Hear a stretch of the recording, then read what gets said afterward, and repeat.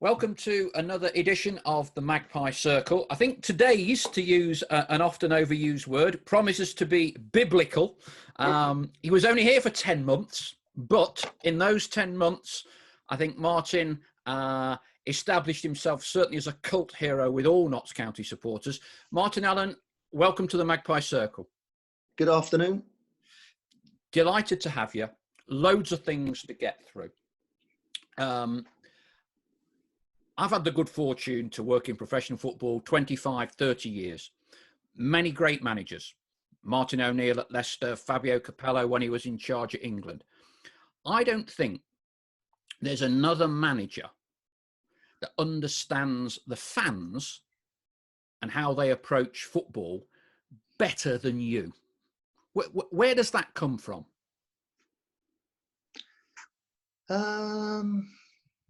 I don't know. I think the paying public.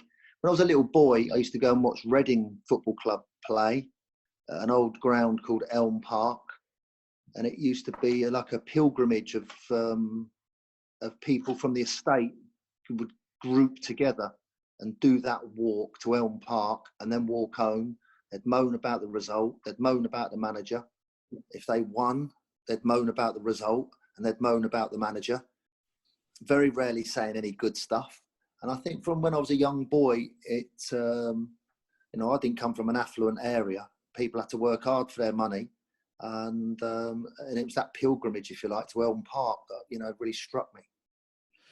When we did the book, you spoke very eloquently, and you spoke about how for the working man, it was a release when he went to that game on Saturday. And you kind of understood that.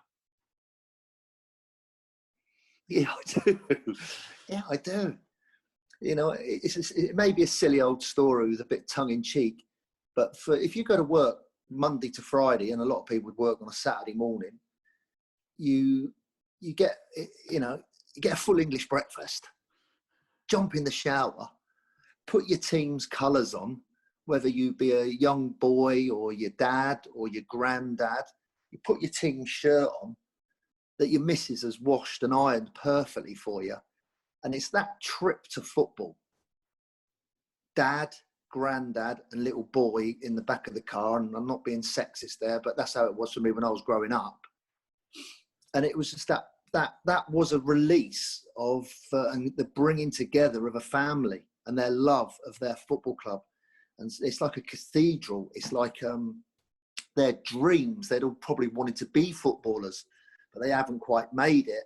But the love of their own town club and that passion and that love for the club, whatever division you're in, that should never, ever wane. Several times at Notts, and I guess you've done this at a variety of clubs, you would pull at away games young fans from out of the crowd, wouldn't you? And they would become, inverted commas, an away mascot. You take them into the dressing rooms. Did that at Notts several times, didn't you? Yeah. Yeah, another one I used to like doing. I mean, you might think I'm a bit mad, but I don't see it as mad. Would be going in the traffic to the stadium on an away game on the team coach, and I sometimes see 2 or 3, 4 Notts County supporters who had parked not in the car parks, but like half a mile away, and we would stop. The driver would undo the door, obviously. And we'd have 3 or 4, I don't know how many, but 2, 3, 4 people on the team coach. The players would all look round. The supporters, with their scarf and obviously their team shirt on, would be going into the ground with us on the team coach. And then when we get there, the bloke would say, "Oh, thanks ever so much," or the lady would say, "Thanks ever so much. That was really good of you to do that."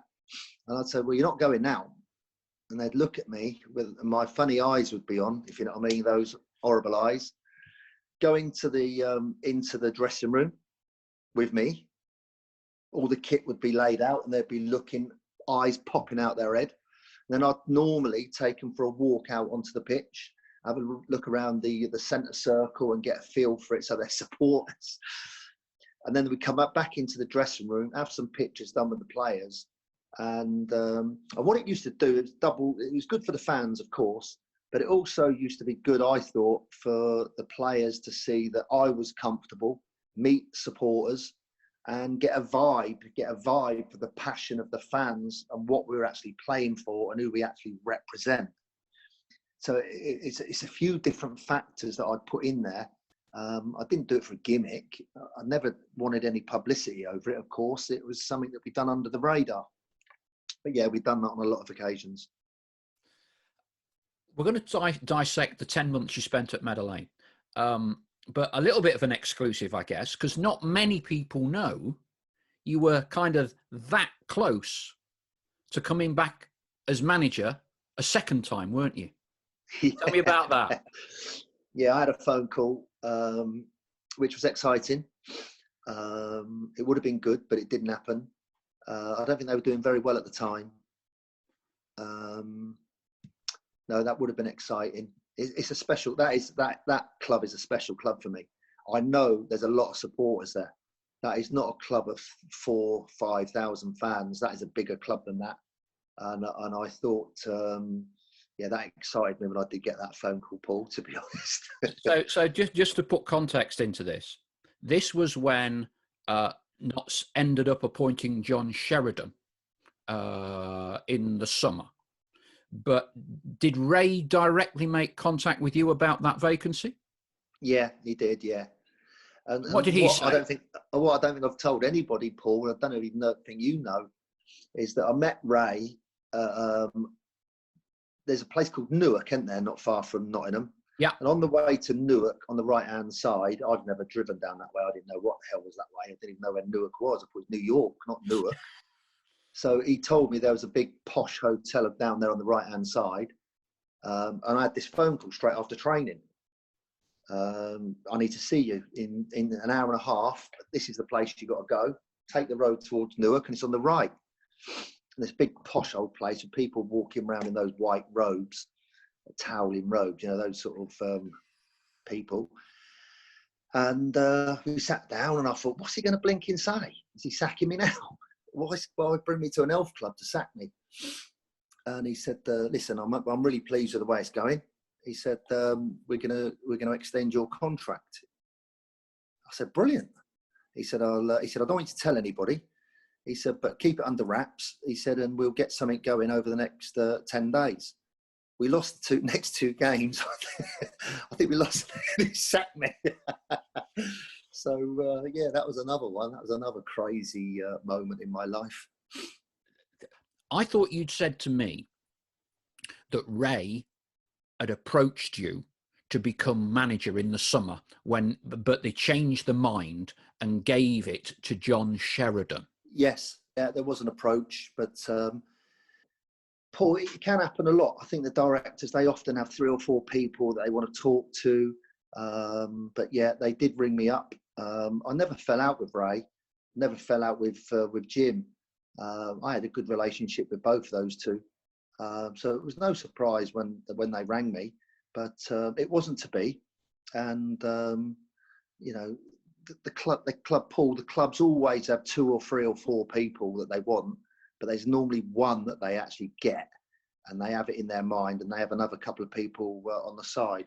But no, that would have been good to come back, and obviously it was nice that they showed an interest in me. So you certainly would, had you been offered it, you would have been happy to come back to the club for a second time?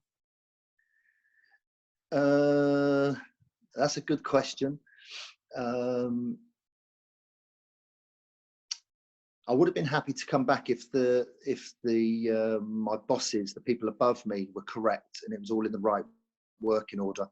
That had to be correct. There were a number of changes when I was the manager there that I had to adhere to, and members of senior being brought in, which didn't really fit with my style or my way of working and my life. So if some of those people would have still been there in those positions, then it wouldn't have been for me. Okay, let's concentrate now when you were actually at Notts, because there's an awful lot to get through. The stat, unbelievably, you became the 8th manager of Notts County in 18 months, when you were sort of brought into that Red Adair firefighting role after Paul Ince had suffered, I think it was something like 6 or 7 consecutive defeats. The club had appointed on a temporary basis Carl Heggs. Club had lost 3-1 at Dagenham. Wasn't looking good. Out of the blue, you got the call, didn't you? Talk me through that. I think it was a Sunday afternoon. Just laid on the sofa like you do, watching the football or watching sport on TV with a cup of coffee and 6 digestive biscuits. And totally out the blue, totally out the blue. And but I know the size of Notts County. I know the size of the fan base and the stadium. So I had a chat with them on the phone. Who made the approach? Ray or Jim or both? Or Jim Rodwell. And then obviously you have to speak to the chairman of Barnet. And I went and met him because I didn't want to speak over the telephone to the chairman of Barnet. So I went round the other side of London, went round to meet him, to tell him and explain it to him, and started the next day, I think. Clearly, what did you inherit? What was that dressing room like when you walked in on the first day? Well, I think everybody was wary. I sat them down upstairs and asked them what they wanted. I asked them in confidence, of course, what was wrong. I asked them what they needed individually with pen and paper, just like similar to what I've got here, really. Tell me everything. Let me learn. How can I pick up from information and knowledge from all of you? What do you need from me? What do you want from me? How can I help you? All that sort of stuff. And when you're going into that situation, no one, I don't think thought we were going to stay up. As a manager or leader, when you're in that situation, you have got to have self-belief. You have got to be arrogant. You have got to be upfront, and you've got to give those players belief. And as soon as you start showing weaknesses and cracking, then those types of escapes are not possible. So making them feel good, giving them a game plan, showing them how I wanted to play, and just getting behind them with confidence. And there were some good players in that team, and of course, it's got a chance if the rest of the team stays solid. It actually didn't start tremendously well. Lost the first 2 games, so relegation's almost looking even more of a possibility. But then he managed to turn it around. What did you put that down to? It's the players. It's not me. The players are the ones that deserve the credit, and the supporters. Because I think even though we lost those 2 games, I don't think we lost our positive mental attitude. We kind of went into it as, let's win as many games as possible and see where we end up. If we finish above that line or below that line, let's win as many as possible and go for it. So we trained hard, we trained short, we trained sharp. The first game away at Yeovil, I think it was. I didn't even know all the players. I asked a couple of players to help me pick the team. So I didn't know who they were. So they put a team together. By half time, I knew that team wasn't working. Yeovil were better than us on the night, and I knew we were going to be up against it. But somehow or other, I don't know how that worked, that we managed to win so many games, play so well, get so much great spirit and backing from the fans. Who was our first win against, Paul? Oh, now you're asking. Back to back. Can't remember. I should know. You won 2 games in a week, didn't we? We won 2 games in a week. Tranmere, I think, might have been one of them. Was that away? Yeah, Tranmere was away midweek. I think that might have been the second win. Forget who we won. It was an home game. We won a home game. But no, it was the players. The players were fantastic. They're the ones that deserve the credit. And then the fans got behind. And I think I remember also a very important moment, I thought, was about a really nice, good bloke. And his name is Carl Hawley. And I think it's okay to say that Carl had taken a bit of stick from the supporters. They weren't happy with how he was playing. But I promise you now, you couldn't meet a nicer bloke. You couldn't meet an harder trainer. And the last thing ever as a manager you want is to see one of your players getting absolutely hammered by the fans. So I told Carl he was going to play. I told Carl I was going to go to the public and let them know that he was going to play.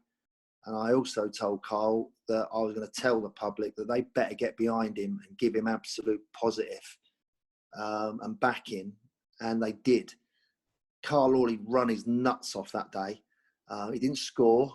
He didn't play brilliant, but he run his nuts off. And every tackle and every challenge, all the fans got behind him.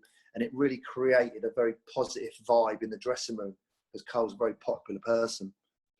So that was another special moment at that time. It came down on that great escape to the last game of the season, home to Brighton. I think Brighton got promoted. I think you tell a great story, don't you, about being nervous the night before in the hotel in the centre of Nottingham and the pigeons keeping you awake? It's true. It's true. Well, you can imagine there's so much riding on that. And I was living in that one of the little room at the top of that hotel, the Hilton, I think it is, or it was, right in the middle of Nottingham, right in there. And it was about 4:30, 5 o'clock in the morning. I was wide awake, as you can imagine, hyperhead. Couldn't wait for this game to start. I could not wait for the game. And then open the window a little bit, get a bit of fresh air. And there's those spikes, like to stop pigeons going on the balcony. But the pigeons, and all they kept doing is making. I couldn't get back to sleep. So I went for a walk all round the town centre in Nottingham, main square and all that, back up to the room, tried to have another sleep, got some breakfast up to my room. And that wait that morning, it's horrendous. I promise you, it's horrendous. You have a bath, you watch the telly, you get some newspapers ordered, you have a walkabout, but you don't want to see anybody in case they say something that might upset you out on the street. So you've got to really keep your head down. And then obviously that day against Brighton, because they were champions, weren't they? That's right. That's right. They were a good team and they played great football out from the back. But I thought if we pressured them and if we closed them down and we got our foot in, I thought we would have a chance. And God bless, we upset them on the pitch and off the pitch in the dugout. Go on, you had a plan in the dugouts, didn't you, as well? You had a plan in the dugout. Oh, yeah. The Gus Poyet and all his staff, they were champions, weren't they? Against little old Notts County. But it was never going to be little old Notts County. We were going to go after them. We were going to go after them on the bench, and we were going to go after them on the pitch. It was all planned, really, beforehand that we were going to upset them. I'm not sure if that's cheating or not. Gamesmanship. But we did. And we tackled them. We didn't just close them down, we tackled them. And that big, long, lanky fullback with a long hair that was playing up on the halfway line over the other side of the pitch. Every time we got the ball, he had to get nailed big time. And at times we were playing 2v2 at the back and everybody else pushed forward to tackle. And that was it. Tackle and go forward. And Judge, if I remember that day, was brilliant. You said earlier that you'd almost got like a little team tactic sorted out in the dugouts as well, hadn't there, for you to sort of kind of like get up close and personal with Poyet, your backroom staff with his backroom staff? Yeah, I think when it comes to it, sometimes you have no fear of anybody, no fear. And that then comes out in the stadium with the crowd, and that can come out also to your players and through the substitutes who speak to the other players that are playing. Self-belief, arrogance, confidence, that feeling of being a winner, not being rolled over, and playing with a steel determination on and off the field that no one could beat us. And that was what you try, obviously what you try and get in every team. So the immediate objective is achieved. maintaining status in League One. Following season, and it was kind of a cup tie, manna from heaven, wasn't it, to play Forest. And you kind of had some tactics lined up for that. Talk us through the visit to the River Trent on the morning of the game. Great story. How do you know about that? Well, it's in the book. Yeah, you told me. Carry on. It wasn't on the morning of the game. I think it was a couple of days before. Right. Yeah, it was a couple of days before. Again, it was about 5 o'clock in the morning. Obviously, it was very quiet down there by the river, and there's not many cars going back over the bridge. But it was just over the other side into the enemy territory. And then I went left, and I think I had someone from the club to meet me, didn't I? Yeah, I think Dane, the club's PR man, was there with his little video camera. He was a great lad. Good lad. Dane. Great Dane. And I met him down there about 5:30 in the morning, and he had a big smile on his face. Did you tell him why he had to be there, or just said, just get yourself down there? He wasn't sure. I told him I wanted to make a video. So he filmed me walking down the pathway, and then I stood in front of the river, and then I looked back at his camera, just like I'm looking here, back to, he's got his thing there. And I said, what was it, a Tuesday night, wasn't it? Tuesday night game. Yeah. I said, Tuesday night, we're, as you get to see this video, it'll be 6:30 on the team coach coming across the river. And here I am on a Sunday morning at 5:30 in the enemy territory. When you cross this river, you will be with all the Notts County fans invading the opposition. And we will take over their stadium. And without a shadow of a doubt, we are going to beat them. It's emotional now. Do yourself proud, do your families proud, and do the club proud, do the supporters proud.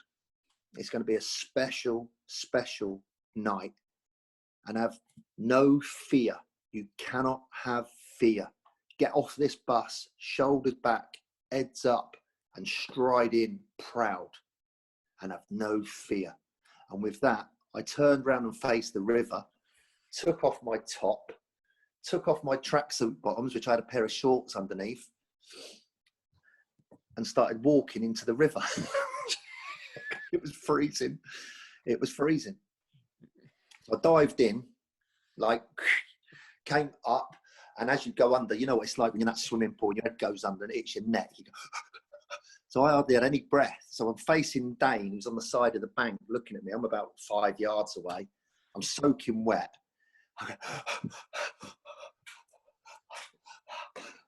I got right up to the camera. I said, "Don't forget, have no fear." And I started laughing. Good luck, lads. Do us proud. And he turned the video off. So that was the video. So we planned it and prepared it. We knew what time the coach was going to be leaving Meadow Lane. We knew, and we added on a couple of minutes about the traffic through the traffic lights and how long it all was going to take with the cross over the bridge. So it worked it all out absolutely meticulously. And lo and behold, when I asked the physio to press the play button for the video, we were just in the traffic on the bridge. Either side of us on the coach was all the Notts County fans going over. We pulled down all the shutters and played the video. God, blimey. There was silence on the bus. Absolute silence.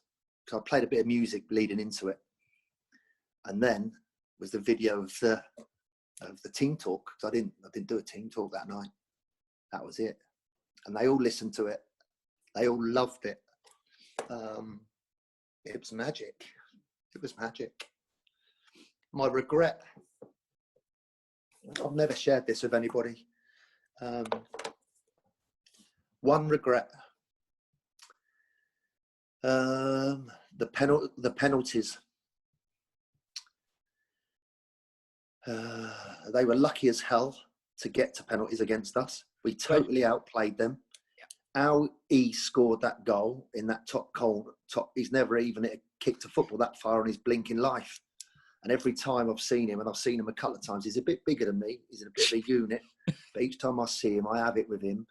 And I don't say too much to him, but I let him have it, that he was lucky and it was a fluke and blah, blah, blah. Anyway, going back to my regret. We'd organised the penalty takers. And with penalty takers in my head, you always had the best penalty taker was always number 3. The second best was number 1. And the third best would be number 5, if that makes sense. So you'd have you got strength all the way through. My regret, I was sat on a chair just outside the dugout in the technical area, looking down towards where the penalties are being taken. We had a chance to win it with one player taking a penalty, if you remember. He wasn't 100% confident on penalties. He was brave to take it. And I don't ever get this wrong. I don't blame him for us not winning. But in my gut, I think about it all the time. I should have ran onto that pitch and got Stuart Nelson to take the next penalty. Now, that's no disrespect to Lee, none. I think Nels would have just smashed it as hard as he could, never taken a penalty in his life. I should have done it. I regret not doing it. And the only big mistake you make in the job that I do is if you dilly-dally and you're not decisive, that's a mistake. If you do substitutions and you do things, but you're positive with them, and you think they might work, that's okay. But it's when you dilly-dally and you don't do something that, in my brain, small, is crucial. I should have got Nelson to take that penalty. We would have beaten them. But what I think it gave us all was self-belief. It was good for our fans to realise that we were actually doing something and we were going in the right direction. Afterwards, I think we cried. It's still emotional now. It was a magic night. It was a night I'll never forget. It was one of the best nights of my career, without a shadow. I think on behalf of all Notts fans, Martin, I think that on behalf of all Notts fans, Martin, I think if you ask them for probably one of the best games the club has played in the last decade, that would feature in everybody's top 2. Outstanding night and wonderful evening. And like you say, if Wes Morgan had not scored a worldie in the last minute, then we would have won that game. And we didn't lose, did we? End of the day, we drew 3-3 with Nottingham Forest. We lost a penalty shootout.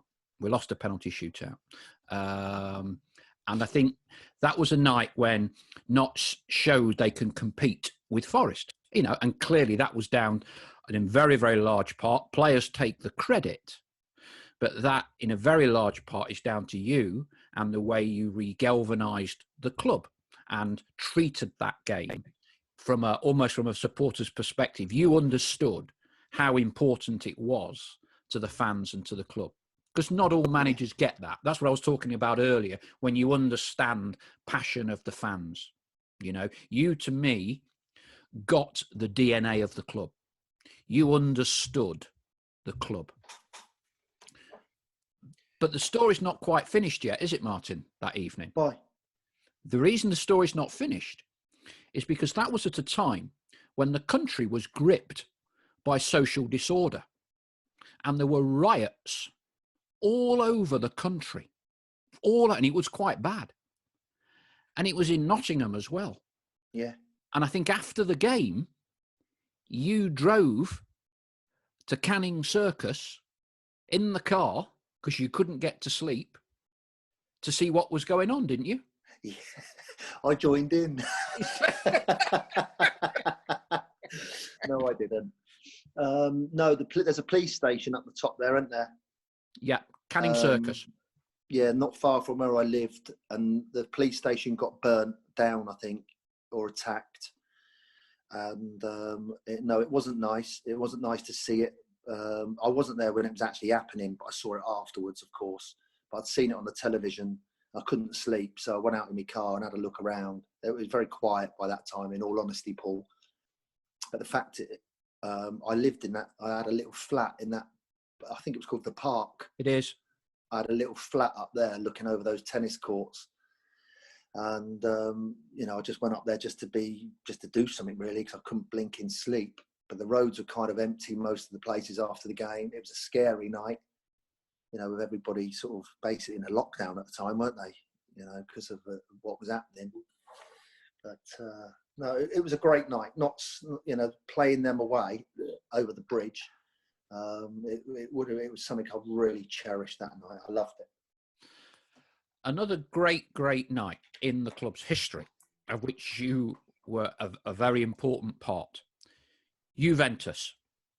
Talk us through that and how you ended up going out there, because from your perspective, the Walsall game is, in terms of a points and league position, far more important 48 hours after you've been to Juventus. So just talk me through how it all came to pass. I had to go back and see Jim Rodwell and Ray True, the chairman owner, and sat down in the office, and Ray sort of said, I've got this invite. How do you feel about it? We can play Juventus away, because the kit, they used our kit, all that sort of stuff. So I said, yeah, fine, that sounds good. You sure Juventus want us? He went, yeah, Juventus. I've got a email from them. They want to connect up and want us to go and play in this centenary game or something. So I said, yeah, great. I said, as long as the date's right, what date are they looking at? And he said, it's a Thursday night. I said, no, not on a Thursday. I won't be able to do it on a Thursday.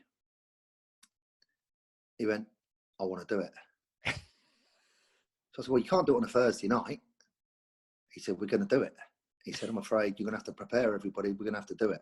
We're going to do it. We are going to go to play Juve in their new stadium, to open their new stadium. That was it. My God. We went into overdrive. I had a friend working at Liverpool who deals with all the away travel, with the rehydration, refueling, when to train, when not to train, how much drink, the waters and all that they all needed. So we got as much information and knowledge as what we possibly could. And when we got to the airport, there was a private jet, a Juventus private jet for us to get in. Unbelievable. We sat in there. It was unbelievable. Players, we were all gobsmacked where we were going to. Speechless, really, even me. And then when we got there, we went to this hotel right in the middle of wherever we were. Turin. You were there, weren't it? Where was we? Turin, middle of Turin. Turin. Beautiful, beautiful place. Had a bit of lunch. Then they had a bus outside to take us to Juventus training ground. Police escort all the way there, all the way back. Players were buzzing. We trained for about an hour, didn't really do a lot. And then I think we had one night in the hotel. And then the next morning we let them go for a walk around Turin, not far from our hotel, just browse, bit sightseeing, ease off their legs. Slept in the afternoon, came down for a pre-match meal. We played quite a few players that weren't going to be playing on Saturday, but we still thought we had a good team. And what we did was, I've watched Italy play England so many times, and Italy beat England 1-0. So my mentality was, we will go there and be hard to beat, make sure we've always got 11 players behind the ball. If they're going to score, they've got to beat 11. And when we get it, if we can keep it, great. But if not, boot it up the other end of the pitch and stay in our 11, because this could be embarrassing. The kickoff was delayed, God knows how long, because all these stars from the past were there. And there was one good thing, one good moment. We were waiting for all these ex-Juventus players coming off the pitch down the tunnel. We were about 20 yards back into the tunnel. And as in front of us, I'm at the front, Neil Bishop's next to me. There's a guy called Fabio Capello coming down the tunnel. Neil's right next to me, and a few others could hear. And he said, he put his hand out. Fabio Capello put his hand out to me. He went, "Good luck tonight, Martin." And does he know me? As he walked past, Neil Bishop went, "I can't believe he's just said that." I turned around to the rest of the lads and said, "Yeah, lads, me and Fabio, you know what I mean? Me and Fabio." It was awesome. He actually, Martin, he was the England manager at the time, because when I flew back after the game, I had to meet him because I looked after Vauxhall sponsorship of England. So I met him the following day at Wembley, and he couldn't believe I was a Notts fan and had been at the game where he was last night. Yeah, he was actually nice. He said good luck in the game. He had a nice demeanour like he's got, as we see on the TV. And the actual game, it was absolutely superb. Absolutely superb. What did you think of the pre-match? I don't think any people know about. We were happy, if you know what I mean. Not happy, but being 1-0 down, it could have been, let's be honest, it could have been an absolute trouncing with the players that they are playing. Conte never spoke to me once in the technical area down there. He was up and down like he's as we see him on the telly, but he never acknowledged me or said hello to me. And when I got there, he never come and shook my hand, which I didn't like. So I don't like him.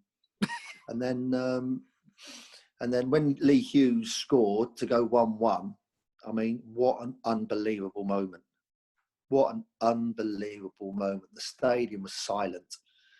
And then when we got our stuff and got changed, we went back on the team coach, back to the hotel in the middle of the Turin, because we had all the food arranged and ready for the food for rehydration for Saturday's game against Walsall. And this is Thursday night. It was about 11:30 at night.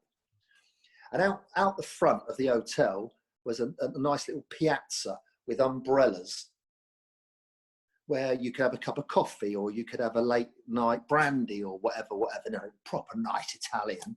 So as we're getting off the bus, I got off first and I could see the chairman and his wife and Jim and a few of their friends and family all sat over there, and they didn't look too happy. So I thought, what's going on here? So I went over and said, all right, evening, did you enjoy that? And yeah. So I said, good result, wasn't it? I went, what? I went, 1-1. We drew 1-1. You must have seen it. And they said, no, we left quarter of an hour before the end because we wanted to come back here because there was no hospitality. So they never saw the goal. I couldn't believe it.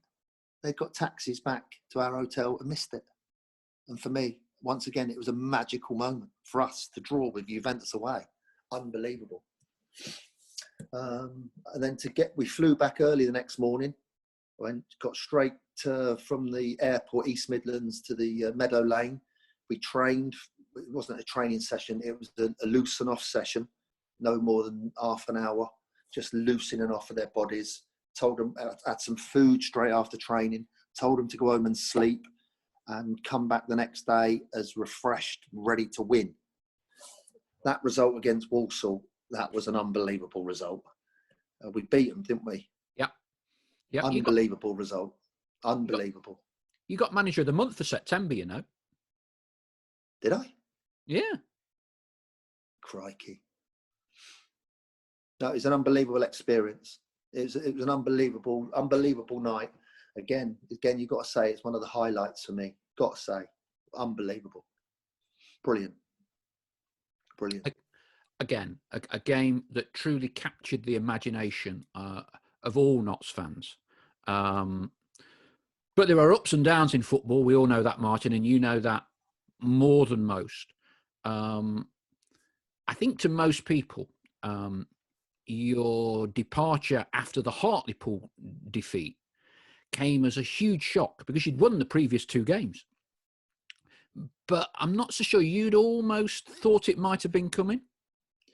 Yeah, well, things have changed, as I mentioned earlier, and I'm not going to name names, but the dynamic, if you like, changed when there was a new member of staff brought in to work at senior level, and getting questioned about substitutions and injuries and training times and what food they're eating and where we're travelling overnight and where we're not travelling overnight, and having everything I did dissected, and having to go to a board meeting every Tuesday afternoon at 1:30 at the ground for a review of everything was, that ain't my bag, that one. I've never had that in my old blinking life.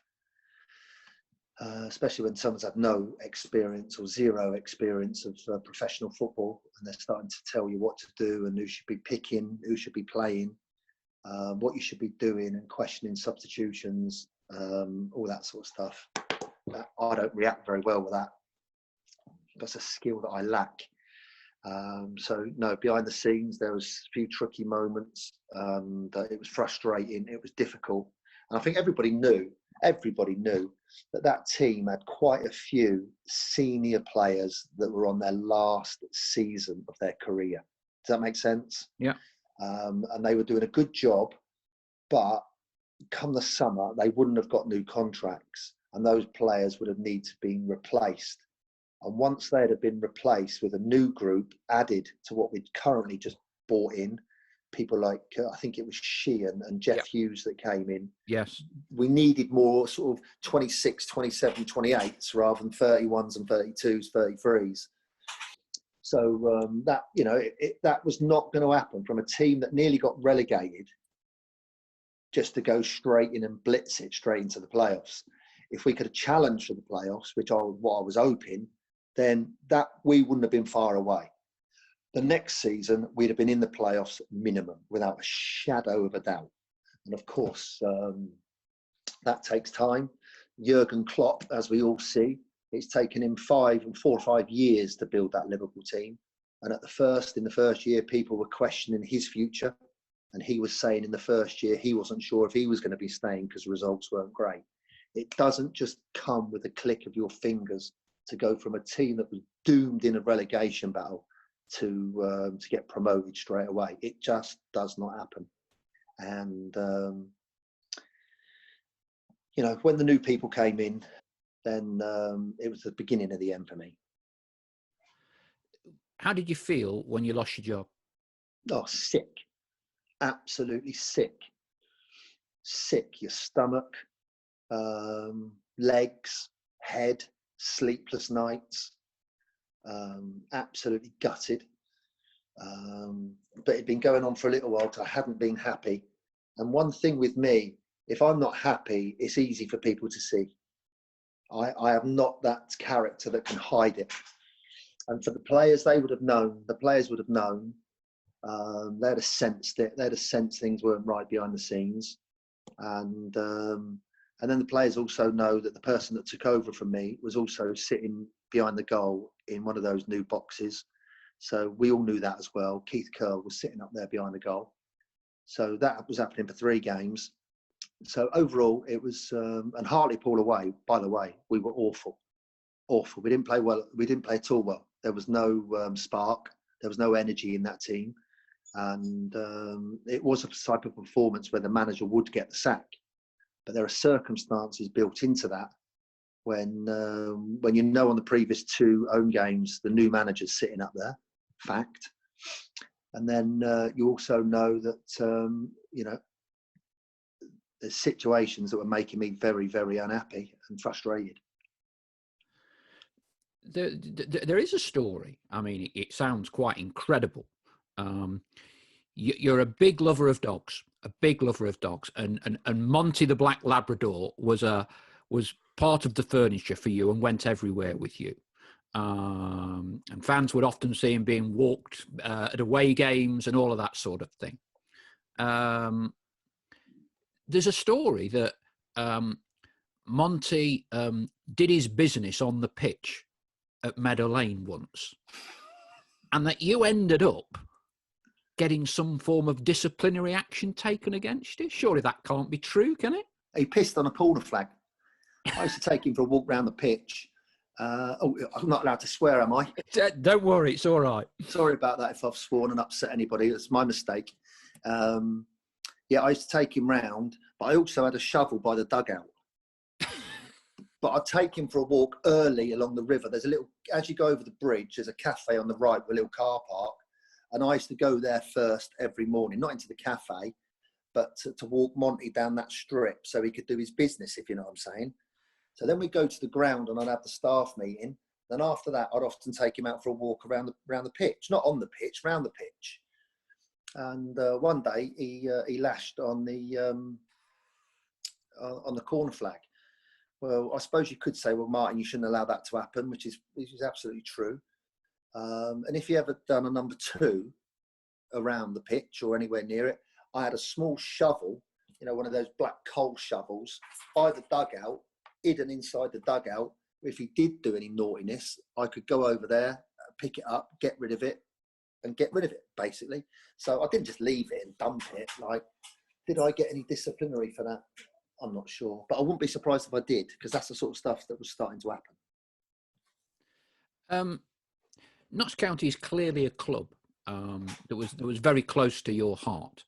A lot of people say, "Oh, Martin is an impact manager." Yeah, you must have heard that many times. What do you say to that? What do you say to that? Yeah, you could have a good point. There's a lot of managers that are not impact managers that don't last more than 18 months anyway. I think the thing that I think that one of the things I'd look back on is the fact that winning 2 championships. Yeah. Is the my son, who's quite bright, George. He once said to me, Dad, he said, you need to think of a way that you're going to change to win a league and get promoted. He said, because, you know, you always keep teams up. I've done it at Barnet a couple of times, done it at Brentford once, done it at Reading when I first got there. He said, you're good at that. He said, you're really good at that. You've got a reputation now of being a Red Adair type. He said, you've got to try and build yourself a team that's going to be, you know, a good team to get promoted. So with that team I built at Gillingham to win that league and be a champion, we were top of the league for the whole season. Yeah. It was the most unbelievable season of my my life. And then to do it again with Barnet, and we were top of the league the whole year at Barnet on not a big budget, but on a similar sort of basis to what I said earlier. It was young, it was hungry, and we had a good centre forward who I signed from just up the road from Nottingham, who was playing at Alfreton, John Akinde. So, you know, I found some decent young players, and that would have been part of the process for Notts County. That impact, then get something ready for the next season. The only reason it didn't work is, as I said, is from the changes that happened up above me. I wouldn't say impossible, but I have spoken to some of the other managers that have come since me, and I think we've all got the same opinion, sadly. You look at Notts County, sadly, you know, we are a conference team, Vanarama League team, whatever you want to call the division. I mean, can you believe that?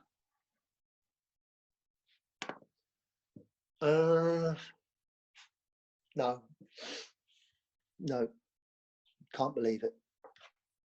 No, when we've been talking about playing away at Juventus, we were talking about playing away at Notts Forest, and I promise you now, I had a vision for Notts County, and I shared that with you, Paul Mace.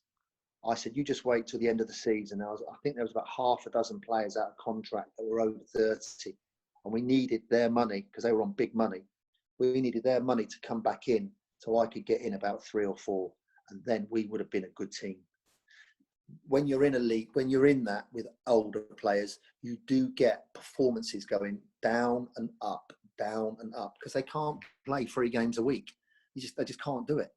And after they've had good careers, they're not always quite as hungry as you'd want them to be. Seeing Notts County now in the conference, it's horrendous for the supporters. It's such a shame. That chap that took over, I'm sure he went into it with all good intentions, and I think they nearly went up in his first season. So for it to fall like it did, Must have been horrendous for him. What was his name? He had a Alan golf Hardy. course, I think. Alan Who? Hardy. Alan Yeah. Hardy. Yeah, it must be horrendous for him living with what's happened, the amount of money he's probably lost. And then for the Notts County fans, well, as I said earlier, I thought if we could get that going, that could be an 8,000 to 10,000 crowd on a regular basis if we could get that buzzing. And I thought there were enough clubs not too far away that would lend us loan players like Leicester, and clubs not too far away that would let us have players to fit in to that younger team that I wanted to put together. I mean, recruitment's everything, Martin. Recruitment. And I think that if you were looking at the single biggest reason why Notts are where they are now, it's because of poor recruitment, unquestionably poor recruitment. You certainly, you've mentioned several names there. Alan Sheehan. For me, born winner. No coincidence that he's been promoted with Luton 2 or 3 years after he left Notts. And for me, didn't have enough winners. We had far too many players that were signed that had dropped out of the Football League, got relegations on their CV. And for me, recruitment is the single biggest reason the club finds itself in its present position. Well, you're absolutely right, Paul. You're absolutely right. And when you get other people, outsiders, agents coming in to tell you to sign, and we're signing these players, right? Right? Yeah. Telling me who we should be signing because their clients are good. Unbelievable. I don't work like that. At the clubs where I've done well at, the chairman says, who do you want? And I tell him the player, and he goes Googling it and all that, Wikipedia, whatever you call it. And he starts finding out everything about it. And then he'll say, he's done this and he's done that. Why are we signing him? Why are we signing that one? Tell me all about it. Why do you want him? What's his personality? What's his character? What's Jeff Hughes like? What do you know about Jeff Hughes? What do you know about Stuart Nelson? What do you know about? So you find out about everything about the players before you sign them. As a manager, when other people start doing it behind your back, ain't good. Ain't good. And again, that is another massive, massive error that they should not get involved in. They should let a manager do it. A manager can recruit a good scout who can help you find decent young players to bring up divisions, not down divisions, up divisions. I'm talking from where we were. Who's the best players in the conference? Bring them up. Who's the players in the top teams in the conference? Bring them to Notts County, 22-year-olds, and let them flourish. That was my plan. Recruitment is so crucial. It's absolutely crucial. You see, under the new ownership, new structure, Neil Ardley working extremely hard. Kel Roberts was a real find, having been released by Newcastle, went to somewhere like Blyth Spartans, 6 months in the National League North. Notts paid a little bit of money for him to get him out of Blyth, something like £8,000 or £9,000. 22, looks a player, and fans. That's what I'm talking about, Paul. Yeah. That is the type I'm talking about. Not 32, not journeymen that have had free transfers every year, but because they've got their agent that knows the owner, deals do go down. Did happen while I was there, and I don't work like that. It's not for me. I don't like that. I don't like that. That boy you've got at Notts County, he's a decent player. If he has a good start through till Christmas, he'll probably be kicking on without a shadow of a doubt. Everyone's watching. All the big clubs are always watching the conference, and there'll be a lot of clubs watching that boy. You've obviously won a conference championship. Looking at Notts now, what is needed to get out of the conference back into the Football League? Because undoubtedly Notts County is the big match for every team in that division, isn't it? Yeah, it is. Yeah, and I had that at Chesterfield. Every team that comes to play at Chesterfield is going, oh my God, what a stadium. Big club, good history. That's obviously fading now because they've played there a couple of times. But Notts County, they've got to get used to that. For the fans, they don't want to be going to watch some of these teams play. And the players are the same. Who are we playing today? They've never even heard of them. Don't even know how to say some of their names. It takes time. Very, very rare is it first time back up. Very, very rare. It doesn't happen. You've got to get a team that are mobile, athletic. There are so many games to play back to back. You can't have old players in the conference and win it. You can't. And I wouldn't say I was lucky, because I wasn't lucky, because I drove up on Sunday to watch Alfreton play against Grimsby in the playoffs on a Sunday afternoon. And I watched a centre forward play for Alfreton called John Akinde.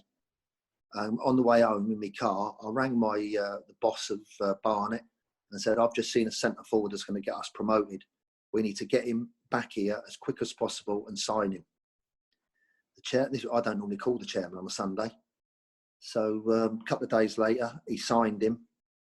And John made the difference to us. When we were pretty average, he scored and we won.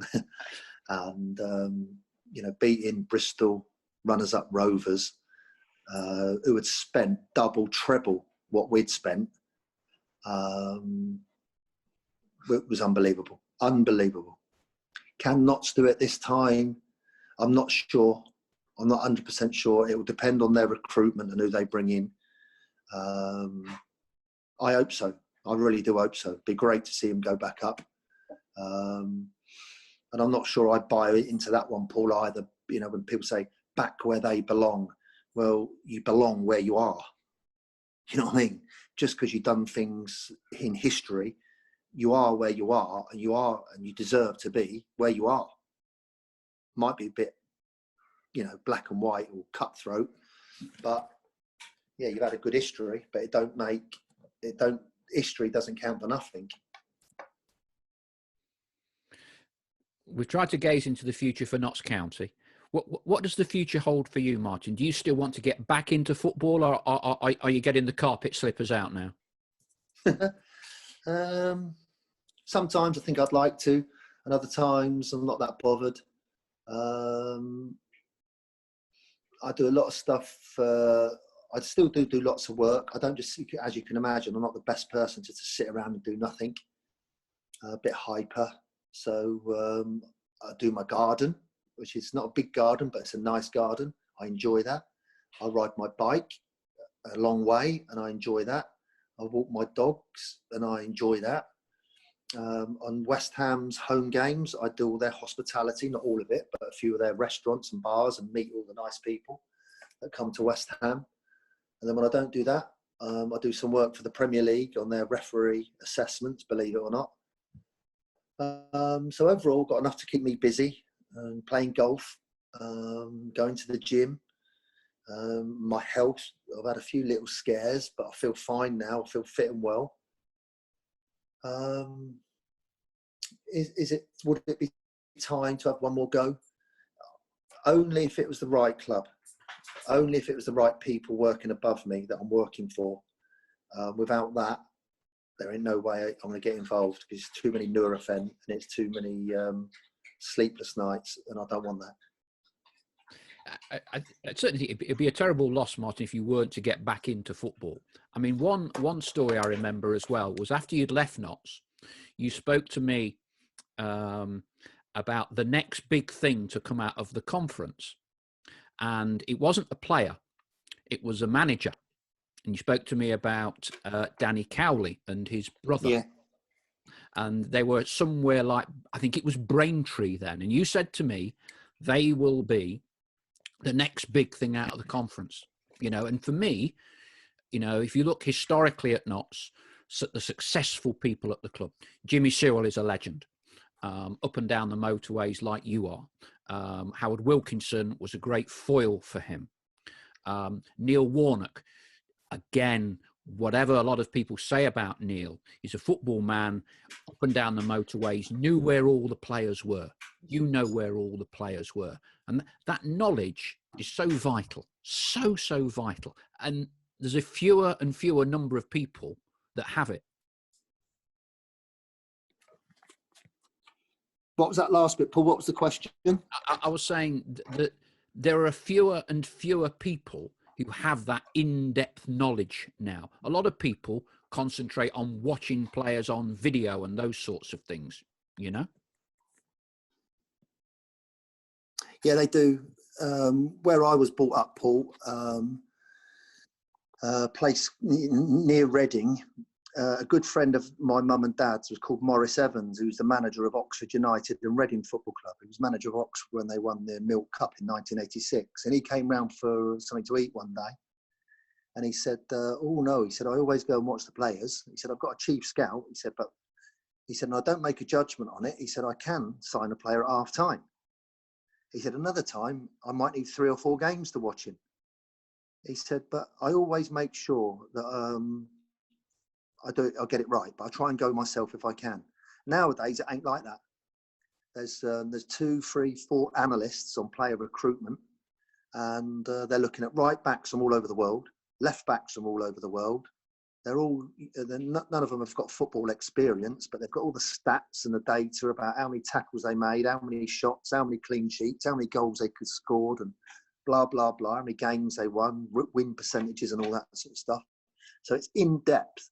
It's far, far different now to when I used to speak to Maurice about it all those years ago. Is there room for it? Of course there's room for it. There's new technology and, some of the top managers now, they have not got the time to fly to France or to fly to Italy to watch their next player coming through. So they do have to sit in their office in the afternoons, in the evenings, going over the data, the Moneyball type stats, and obviously the performances. And they need people to find out what they're like as characters and personalities, because, it's no good having some, big ego that you can't fit into the dressing room. Martin, it's been an absolute pleasure talking to you. Paul, there's one more thing I want to mention. Yeah, go on. After I left, there's two things, if you don't mind, if you've got time. Yeah. All the letters of support and kindness that people sent me, I've done my utmost to reply to just about all of them. I think I hopefully got to all of them. And I'll never forget all those letters. That was a fantastic gesture, so thank you. And then my son, George, who works and lives in Chicago, he rang me up one day. He said, Dad, did you wreck a room in Bournemouth? I went, what? He said, Dad, he said, you can tell me. He said, I won't tell no one. Did you wreck a room in Bournemouth? I went, what are you talking about? And he said, well, some people seem to think that you wrecked a room in Bournemouth. So I said, well, we played away, and after the game I stayed with my wife in a hotel, in the same hotel as what the team stayed in down at Bournemouth. I said, I don't think there was a problem. I said, the only problem, George, I remember is that there were 2 pillows missing out of my bedroom. There were 2 pillows that housekeeping had raised to the hotel manager, and I'd taken 2 pillows down to the physio who was doing massages on the Saturday morning in the physio room at the hotel. One of them small rooms on the side of the front of the hotel. So he said, oh, is that what happened? So he said, it says here that you trashed the room. Do you really think you could trash a room? I was staying there with my wife. So to all those people that suggested that, thought that I would do something like that, you couldn't be further from the truth. Absolutely not. It was 2 pillows that I took down for our physio, Johnny Wilson, to do massages in the physio room. Martin, it's been an absolute pleasure. Only 10 months at Meadow Lane wasn't long enough, but I think in that time, you can take huge pride in 2 wonderful games against Forest and Juventus. We've talked about them in depth, and whatever you choose to do in the future, I know that all Notts County fans will be eagerly looking out for you and wishing you every success. Same. Oh, crikey, could cry. It was an amazing time. It just ended too soon, and the dynamics behind the scenes that changed it. There's no way it was going to work. No way. But thank you to everybody, and I just wish I'd have had that chance to build a team that got you promoted. You certainly wouldn't have been where you are now, that's for sure. God bless you all, and good luck. Thank you, Martin.